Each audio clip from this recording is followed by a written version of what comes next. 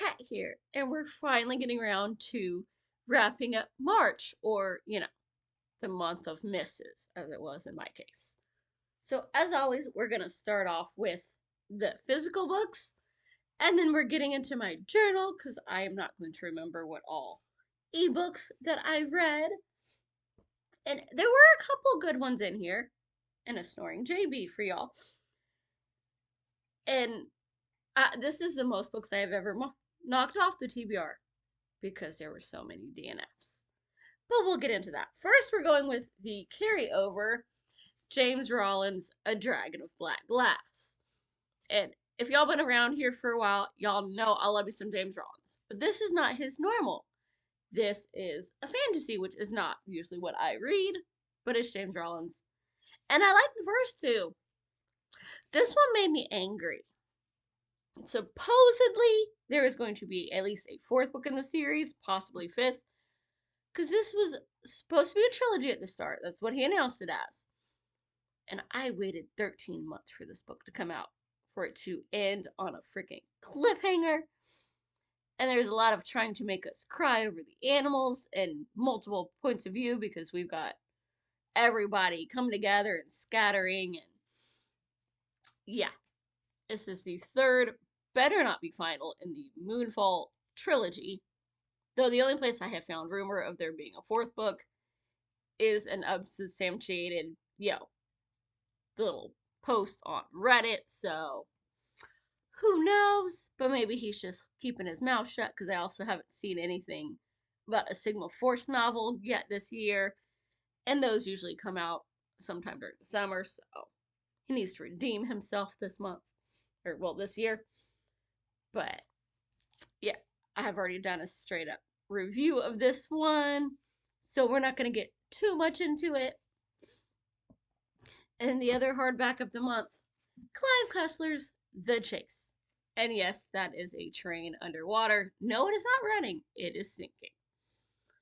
And this was one of many DNFs. It's not a full on bad book like some of the others that I will be ranting about later, but it was very much like early 1900s Western, and that's just not my jam. Like, hey, it's 1950, and somehow we accidentally found this train that was, grounded in this lake for, since 1906 as part of a bank robbery. And then we go back to 1904, and we've got a dude robbing a bank because, he's rich and snotty and he can. He's like, I made it look like this, but I work for a bank, so I know how to rob them, and I don't have enough money, so I rob some more. And then it just kind of goes from there, and yeah, we spend a lot of time setting the scene because old Western. I know Matthew loves Westerns. He loves this series. Sorry, Matthew. Western just ain't my thing. And then there's the one that I very angrily DNF'd. Night Fires by Karen Harbog. Harbo, I don't know. She ain't worth getting her name right because this book pissed me off. Basically, it seems like it's gonna be a really cool, gothic story. Yeah, we're talking about vampires. It takes place during the French Revolution. And I would like to say that it is absolutely wistful, thinking, complete unrealistic fantasy. Because one of the plots in this takes place during the French Revolution. And, our main characters and some other folks that we keep coming across are trying to help the aristocrats. Yeah, I can't afford to eat or fix the leaky roof over my head that's getting ready to collapse, but I will die for these rich people. And I would say that's complete BS, but at this point, if you really think that that is only wishful thinking, you need to be locked up for your own good because you are extremely delusional. I think we all know that at this point. And then there's the other thing about this that ticked me off to no end. We have a vampire, which should be cool. The start of the book is, hey, I'm a vampire and my family has been off because, it's the French Revolution and they're aristocrats and screw the aristocrats. So she wakes up from her daily slumber, finds her family gone, and proceeds to get revenge. Understandable, even if they are aristocrats. and then goes to the church to confess because, oh my gosh, I'm a vampire, but if I'm good enough and I off all these people and off my family and help other scum like my family, I'll be good enough to become human again. Stupid.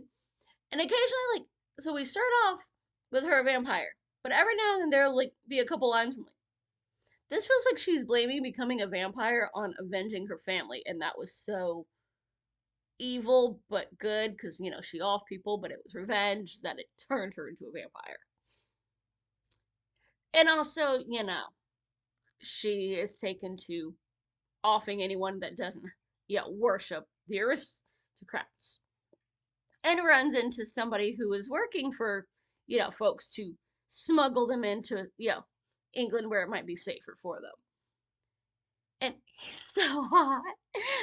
Yeah. Of course, he thinks she's a guy at first because, no woman could ever do anything right, much less like be more badass than him. And he was about to get his butt whooped and she went and saved him, so she's gotta be a man. But then he figures out that she's a chick. And she's still going, yep, he's a prick, but he's hot. Because he's so, oh, I'm going to find out who you are and you're going to help me because if you don't, I'm going to off you. Yeah, no. That is his line constantly. You should just trust me and tell me what I want to know or I'll off you. But I'm going to give you no reason to trust me because you don't deserve to know anything. But you better tell me everything. Yeah. And she's still constantly like, I hate him. Oh, he accidentally touched me. Oh my God. Yeah.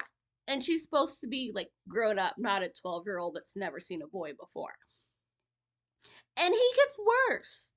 Like he, chases her down to where she goes and hides during the day. Goes, is she sleeping? I should kiss her. That'll piss her off. Oh wait, she's not breathing. Is she dead? It wouldn't be fun making out with her if she's dead, because then it won't make her angry. But what if she's not and I kiss her and bring her back to life and she's pissed? That would be awesome. Yeah, that's the story of the most toxic freaking romance you've ever seen. Yeah, I'm gonna kill him, he's gonna kill me, but he's so hot we should bang. It would piss her off if I banged her. And apparently they do at some point, because one of the reviews on Goodreads, which I have to paraphrase because I cannot say the actual stuff on here without getting my video taken down, was, oh my god, they did it, and oh, it was so hot. So, yeah, and there's 2 books of this. So, if you like, absolutely toxic relationships and unbelievable crap plots, this is the best book in the whole world. Otherwise, this should be read and taught like 1984 was supposed to be taught. Not as a here's how you should be in the world, but if you meet anybody like this or end up in this situation, there is a problem and it needs to be taken care of.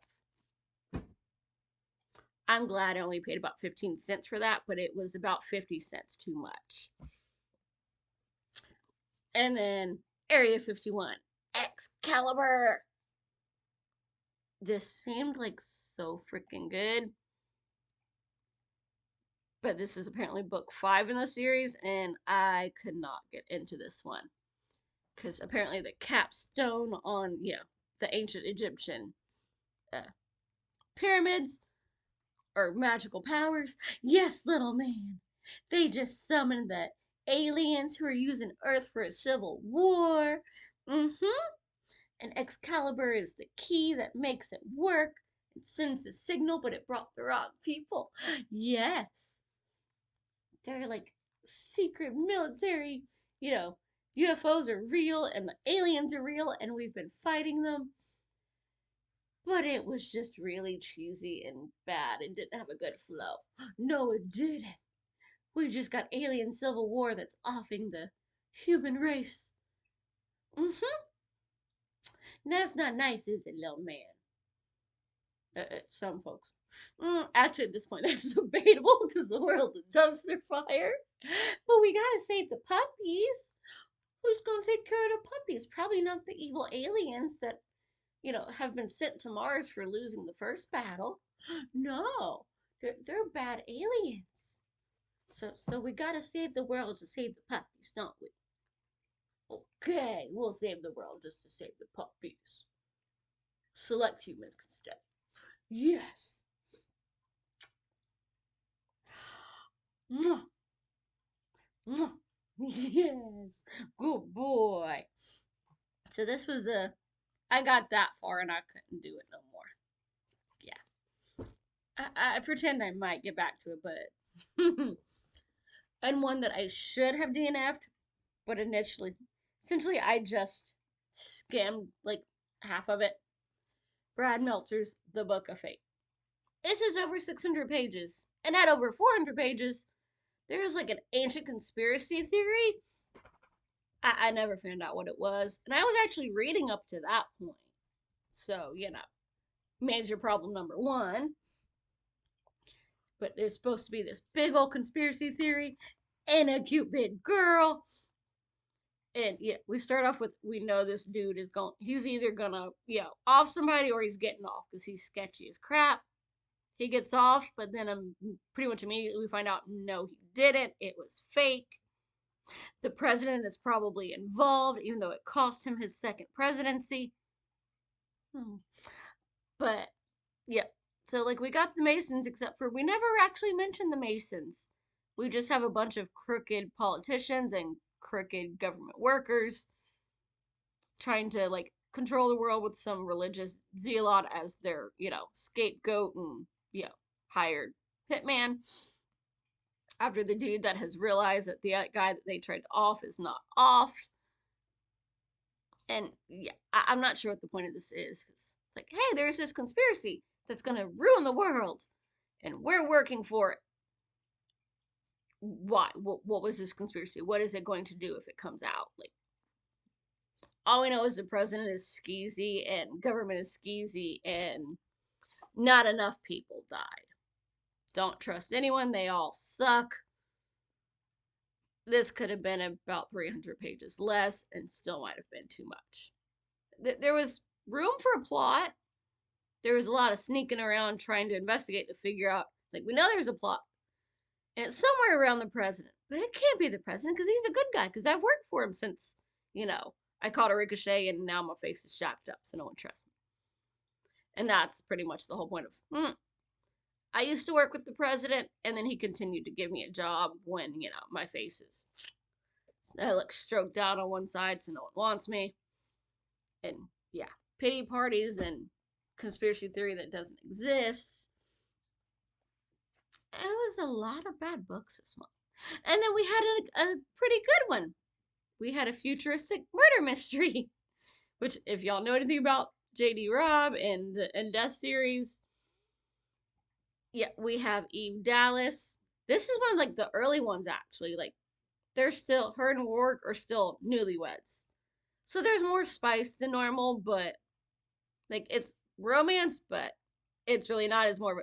If you keep being romantic with me, I'm gonna break your face because it's weird when you're mushy, or you buy me stuff because you're rich, because you were a very successful thief when we first met. So yeah, so they're trying to enjoy a nice murder mystery play at this, place that he has bought because he owns like the whole world and a few planets, and yep. So we're dealing with all the drama of actors that are sketchy. There is some messed up stuff because Eve was abused by her father until she ended him as a child. And then, we find out some things about some of the actors involved. Like one of them's just a skeezy, yep, he will, dose women so that they think he's good. But it goes deeper than that, so be warned. Sip. A good book for a change. Lost Boy by Christina Henry. The true story of Captain Hook. And this was a good freaking time. I love it when the good guy is actually not anywhere close to good. And this is our Captain Hook origin story of he used to be Jamie and he was a really good boy. He looked after all the other lost boys because Peter Pan is a prick that's like, I'm gonna have playmates. Well, if they don't play with me properly, if they die, they die. Shoot, I might even offer myself. But I always have to have a certain number of playmates. And then I will use them to control you and he's keeping secrets and being evil and literally having them fight to the death for his amusement. And then, yeah, it's just, Peter Pan is freaking evil. Of course he is. He's a redhead. They always love to malign us. If y'all didn't tick us off, we wouldn't have to be evil. So, you have a warning. But there's more, not of this particular series, but in the same vein, like there's Alice in Wonderland and Little Mermaid, and I need them now. I need to find out if they're as good, because y'all know I love me some Little Mermaid, and I think there's like 2 of those. And yeah, so Van, this is your fault, but yay. And then I'm doing a monthly reading with Elaine of the Vampire Chronicles, so if you want to join me and Dragon Mom Cobalt Dragon, who I will tag down below before I, do her tag later. Interview with the vampire. This is I didn't love it as much as I thought I would. I think part of that is like nostalgia, because I remember reading this when I was like 12 or 13 and spending summers with my grandma. Somebody had given her a box of books. Like, yeah, I'm gonna read this. There's nothing good on TV. The weather is not conducive to outside. Here you go, try this. So yeah, this reminds me of hanging out with my grandma, who was like the coolest. And also very good. Like, she went to church, but she didn't preach it. She just was good. And don't you dare say shut up, because that's a 4-letter word around grandma. Because she was actually good. And then there's me, who could make a sailor blush. Especially when I have cramps, I get very, like, the F word that's tame. Let me teach you some proper cussing. But this is Louis' story of Lestat, turned me into a vampire because I was sad and I wanted to die. But then he was kind of a spoiled rich brat, and we turned a little girl. And you're not supposed to turn little girls because she's a little girl. But after a while, like, she gets an adult brain and adult urges, but she's 5 years old in this book. I know in the movie she's more like 12, still young, but not a lispy 5-year-old. And so some stuff ensues, because we're doing a book a month from this series. I'm about halfway through Lestat's story right now. And he's also a bit more emotional than normal. I think he gets a little bit meaner later on. So, as far as I can remember, Tale of the Body Thief is my favorite one. I've had to replace several of the books, including this one. When I had it, it was a blue cover. It fell apart. My Lestat used to be a red cover. The pages were literally falling out and falling apart because it was so freaking old. But, yep. Lou, like, this is kind of like the movie. Kind of not. Again, I've already done a review of that one, doing some little belly dancing. So, yep. And apparently these are pretty popular now because there's a TV series, so folks are remembering these. They're very character driven, but also the scene is really well set and it makes me want to go to New Orleans. I'm looking forward to Blood and Gold and seeing, how our versions differ, because I know they have been edited. Because there initially was, oh my gosh, how did she manage to publish this with some scenes between Marius and Armand? It's what the... And the edition that I have now, that has been edited out. And also the same with Midmock the Devil. They edited out my favorite part of that one, so I'm kind of ticked. So I'm curious which version of the book Elaine has. But now we're going to get onto the ebooks, which were mostly good, actually.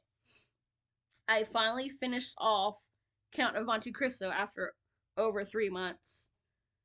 There was a lot of skimming because I thought I had the abridged version. No, I had the 1300 plus page version. I am not good with classics, especially not 1300 page ones. Far too much politics, too much backstabbing drama, and I'm just gonna watch the movie, which apparently has Henry Cavill in it, but when he was much younger and more delicate looking. It was a freebie I got on Kindle. I read the first 4 books of the Paramilitary Recruiter series by Renee Yeager. It was a Christmas present that I got from Daddy, so I finally read all 4 of them. And then I bought the next omnibus, which was also like it's a 16-book series, and last I looked, they're 99 cents for each 4-book bundle. I'm currently on book 6, so yeah. But this is basically we have this chick living in like Brooklyn, I think it is, somewhere in New York. Just barely even able to afford ramen while she's looking for work and just getting rejection after rejection after rejection. Because, that's how life goes sometimes. Been there, done that. And then she gets a notice in the mail. Hey, we think you'd be perfect for this job. Come here on this day. Goes, well, okay, we're going to feed you before orientation. She eats the food and suddenly nobody looks like they're freaking supposed to, because those ain't humans. Like, that's a freaking troll over there, and why are his ears pointy? What the? And yeah, apparently, you eat those mushrooms and they really are magic. You start seeing things. So, she becomes a recruiter for this paramilitary, agency, which that's the only part that kind of annoys me. Sometimes it's called the PMA, sometimes it's the OPMA as an official paramilitary, agency. So, or army, whatever. But so that kind of bugs me. There are like little typos that happens with Kindles. Like I've noticed that, and even in like I have the physical and the ebook, and the ebook version will have typos that the physical version does not. So I'm not totally holding that against them. But she ends up going on missions and recruiting all these people. Like, I love it. And she has her very scary, boss who tells you, you're either getting a recruit within the next week or you're going to have your mind wiped. And you guess how we do that. And then, well, he was just desperate and being a prick. He wasn't actually going to do it, but she didn't know that until after she got somebody. And she's working with this Fey prince, except for he's way far down in the line, and is essentially worthless because he's like number 6 in line. His parents don't even acknowledge his existence. But she is just sassy, and they are forever getting into trouble to the point her CEO's, yep, there's a war going on, and a bunch of people were almost taken out. What did you do? I know you were in the middle of this somehow. It might not have been your fault, but you were there and you sassed somebody, because she has no survival instincts. Like, she is absolutely badass, but she has no survival instincts. Like, dude, this guy is like 8 feet tall and could bench press me one-handed.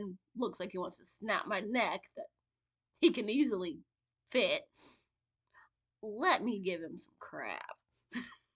And she has this like grandma character that is her landlady, Lily, and I love Lily. I'm very mad at this author because there are parts where they gonna make you cry, but it's so freaking good. I just love all the sass, and there are dragons in here later on. I think in book 4 the dragons appear.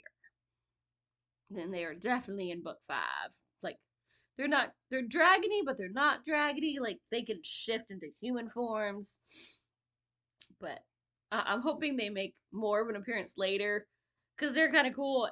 And once again, she is sassing the dragons. Like, when I say this chick has no sense of, like, survival skills. None. And also, I got one book from the library, Meddling Kids by Edgar Quintero. And if you grew up on Scooby-Doo, and you're an adult that wants to feel like you're watching some Scooby-Doo again, read this book. Because, oh my, there's even a Zoinks River. Yes.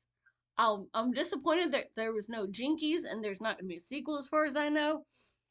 But they were like this detective agency as little kids in this small town, and they thought they'd solved, the crime of, hey, this dude was just breaking into this, old house that was fallen down on this island out in the middle of the lake because it was supposedly like built by, you know, a pirate that was smuggling all his gold and it's buried in the mines under it. Except for now they're adults and they are all seriously screwed up. Like one off himself, one keeps putting himself in mental institutions. One is, a drunk. One is like perfectionist, but also freaking anxiety and nuts. And it's gonna upset some folks because we have our, you know, one chick who is very clearly in love with the Daphne knockoff, who hasn't figured out that the chick that she thought was gonna be a boy, because yeah, I will break your face if you call me Andrea. I'm Andy. Bring it on. It's like, oh, I'm surprised to see you're still a girl after getting out of the military. Like, literally, that's how they speak to her. So, it's gonna have some pearl collection for some folks, and I'm here for that. But, they go back to saying, like, we're breaking this dude out of, their insane asylum that he put himself into, and we're gonna go back and solve this case, because I'm pretty sure we didn't solve it correctly, and we all subconsciously know it, and that's why we're nuts, and why that dude offed himself. And there's a doggy, and because you gotta have a Scooby if you're gonna have a Scooby Doo. But the doggy is okay, and the doggy is awesome. He loves his penguin. He will do anything for his penguin, including accidentally help break out a dude from an insane asylum. Yeah, of course I'm a good boy. I saved a penguin. Because I love it. We do get, like, flashes of what the doggy is thinking. And he thinks doggy thoughts. And it's so cute. And it just made me happy. Now, if you don't like Scooby-Doo and cheesy Scooby-Doo writing, you are absolutely going to hate this. But if you're a permanent child like me, yeah, it's childhood. And I love it. So, yeah, that's what's up. So, hopefully y'all enjoyed that. Hopefully y'all had a better month than I did. Though, hey, I did get a bunch off of the TBR pile because, I DNF'd 3 of them. And I wasn't totally crazy about some of the ones that I didn't DNF. So, but at least we got a little bit of good in there. How did your month go? Have you read any of these? Are you going to avoid any of them? Or, go running towards them now? Drop a line, let me know, and I will see you soon. Bye. Happy reading.